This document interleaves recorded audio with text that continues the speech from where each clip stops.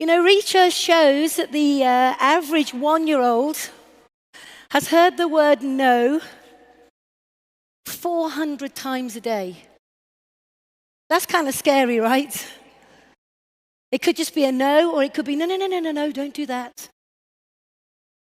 You know, from well-meaning parents, from maybe siblings who love them, we want to stop them stepping outside of a comfort zone.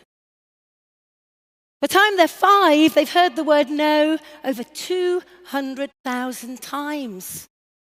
Isn't that incredible? And by the time they're teenagers, they've heard the word no over 400,000 times. And by the time they're adults, they've heard the word no many, many, many, many more times than they ever have heard the word yes. And so you would think, wouldn't you, that we would all be used to hearing the word no. Wouldn't you? Comfortable with it, happy with it, no problem, no fear, doesn't worry me. But the reality is, for most people, and for me, that when we start out on our network marketing journey, our biggest fear, our biggest challenge, something that we have to overcome in order to achieve greatness, is learning how to handle the word no. 2 tiny letters that can stop somebody dead in their tracks.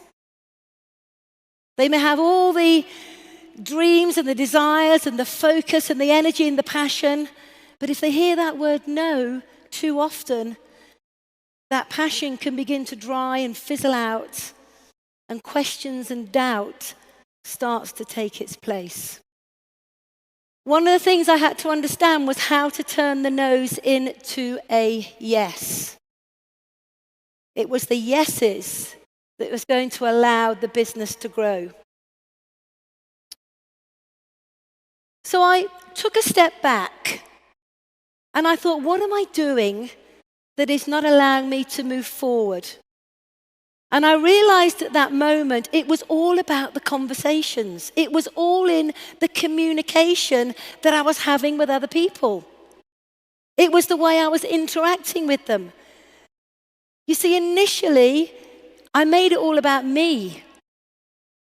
I made everything about me, my business, my opportunity, my journey. What I didn't realize, it should be nothing about me and everything about them. And I really began to look at how I began to communicate with others based on how I would have wanted someone to speak to me. And that took a little bit of what I call honesty. You know, if it is to be, it's up to me. There's no point blaming anybody else. But I realized that I had to build relationships with people. I had to find out what was important to them. I had to be more caring, more aware, and have to understand that it's not a one-stop shop.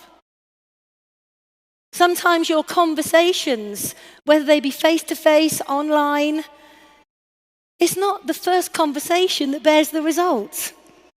There could be many conversations down the line. And what I realized is that when you start communicating with people, this for me, this little bit that I'm sharing with you now was a game changer for me, is when I started picking up the phone, having a chat, asking them how they were, what they were doing, how the kids were, how was work. Did they have a great holiday? What have they got planned for Christmas? When I really got into them, I began to realize people opened up a lot more. Then at the end of the conversation, I just drop in why I was communicating with them, what I was passionate about, and why I would like to have a get-together with them. And here's the key thing. If at that time, before this moment, they said no, I put the phone down, that was it, end of story. No more communication with them.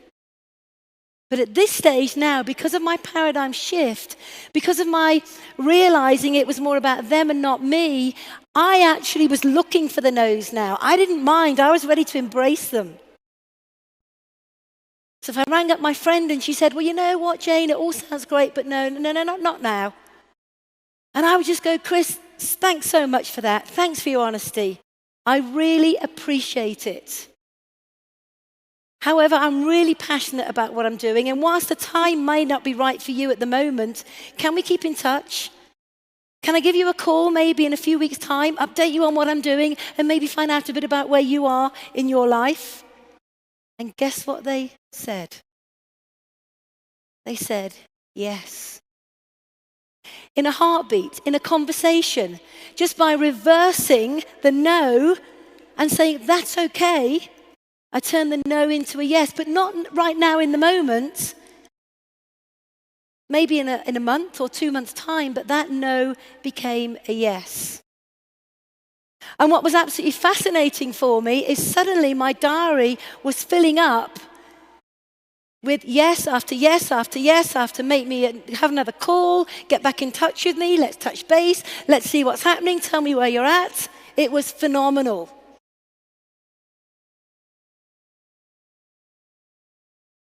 Now, sometimes I call them back, as arranged, on the exact day and time that I'd arranged. I give them a quick call, hey, how you doing?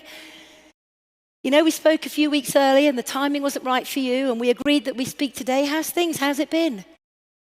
I'd always make notes of our previous conversation that I could refer to. And sometimes they would show great interest, but they say, Jane, you know, the timing still isn't right. I go, hey, that's no problem. This opportunity I want to share with you is too important for us not to get together. So why don't I give you a call maybe in 3 or 4 weeks' time? So every single no was turned into a yes, one way or another. Sometimes I could ring them up 4, 5, 6 times. On the 6th time, they say no, and I would say to them, you know what? I'm never going to stop calling you. Because this opportunity is too important, and I think too much of you. And I don't want you to miss it. So I pay a compliment. Hey, my name is Eric Worre, and if you're involved in the network marketing profession, I want to invite you to come to the Network Marketing Pro YouTube channel. Every week, we put out content on how you can become a network marketing professional.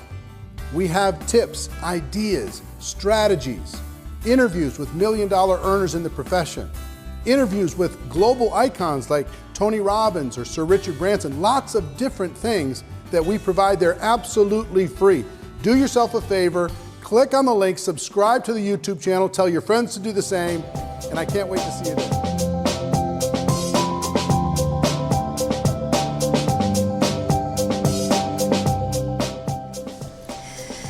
I want to share a story with you. And it's a story that I think many people probably will be able to relate to, because if you're serious about building a business in forever, at some stage this will have or will happen to you. I've been in the business about 3 months. And Bethan said, Jane said I was ignorance on fire. That wasn't a compliment. Actually, Bethan, it was a compliment. Because none of us in the early days of building a business truly know what we're doing. But we don't have to wait until we know what to do. We should go for it flat out with a passion, with an energy, with a belief, with an excitement. Because that's what people buy. And that was me. I joined Forever, I got my box. I was so excited to tell everybody what I was doing. I believed everybody would see what I saw. How many of you can relate to that? The very first person I shared the opportunity with said yes.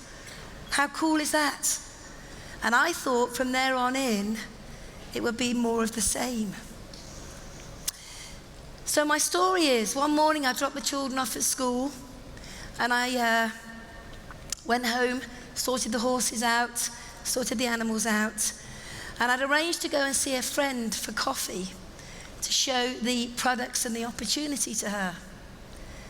So I got changed, went round to her house. I was so excited, ignorance on fire, dashing around. I was like oozing energy.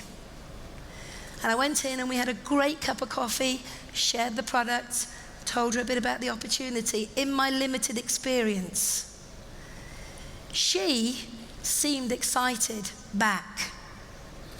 She told me she wanted to buy product. She told me she wanted to look more at the business. She asked me to leave her a brochure. She said her husband was due in and that she would show him the product as well because she knew that he would want some. I left that morning on a high. Has anybody ever been in that situation? You walk out, well in fact you kind of glide out.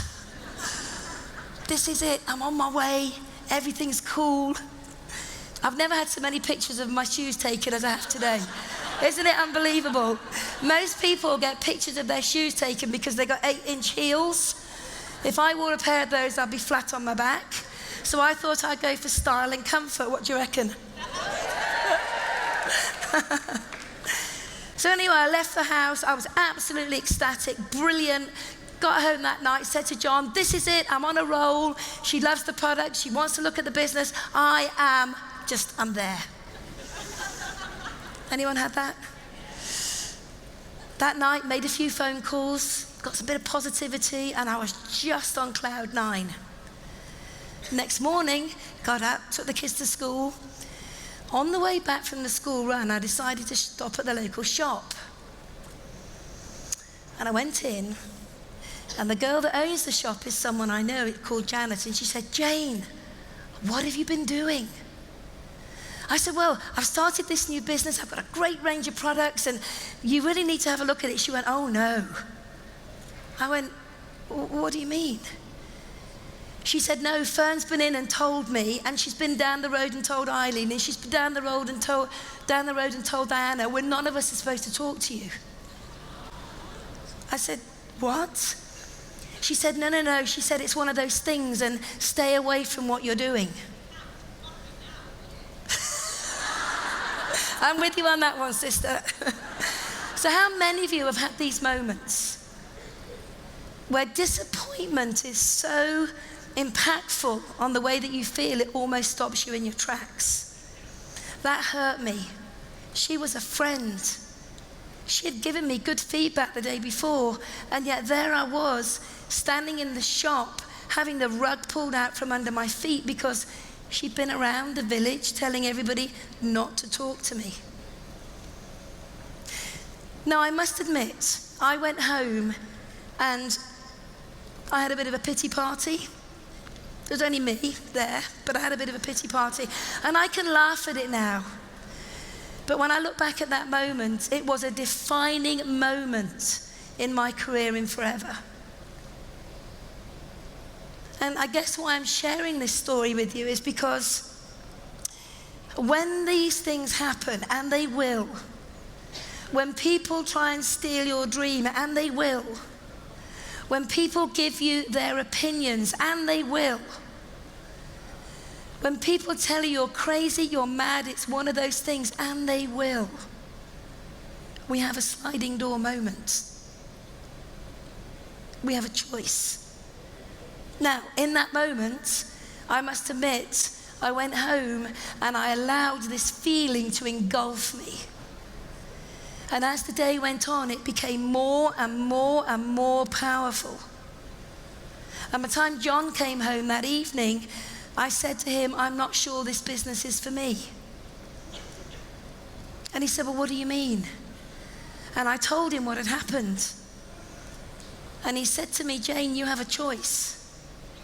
You can either allow someone to steal your dream, or you can pick yourself up, brush yourself off, and say, oh well, and move on. That's what I call a sliding door moment. And the choices that we make in those moments that challenge us, that deflate us, that make us question the very decision that has got us to that point in time, the decisions that we make, the choices that we make, will define the rest of our lives.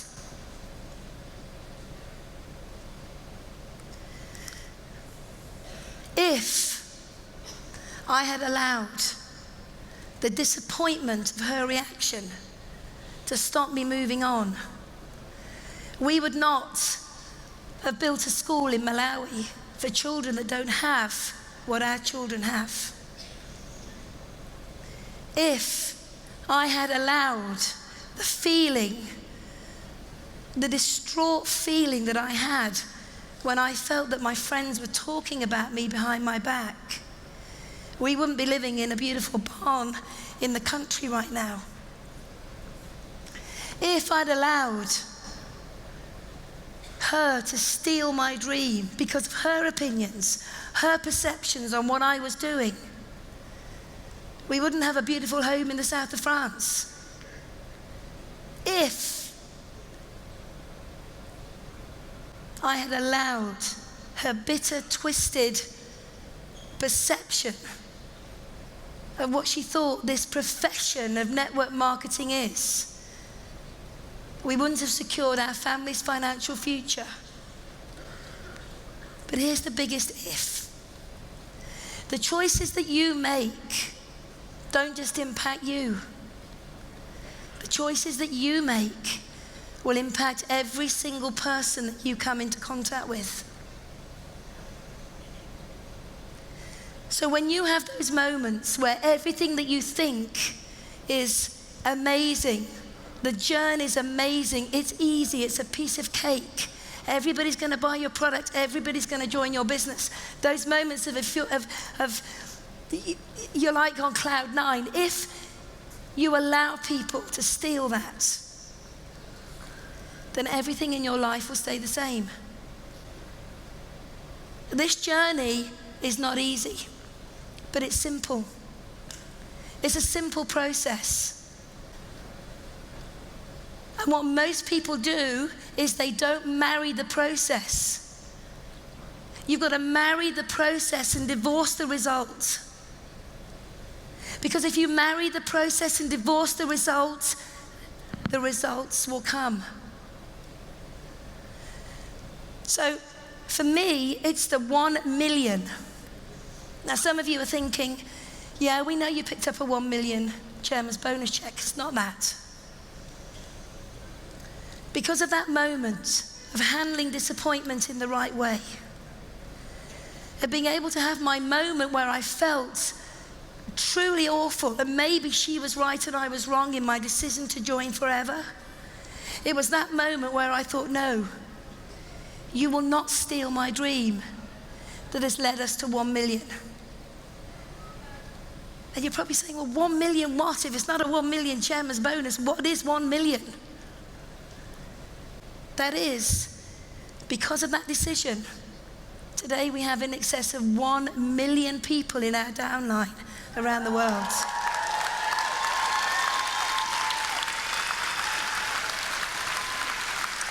And it could have been so different. It could have been so different. Imagine for a moment what would have happened if I'd have said, I don't like feeling like this. You win, I lose. It's not about me being able to say I've got 1 million people in my team. What's important to me is to say that we've changed 1 million lives. Some directly and some indirectly. We've helped people enjoy better health with the products. We've helped people make a couple of £100 a month. We've helped people make a couple of thousand a month. We've helped people make 10,000 a month, and we've created many, many, many millionaires.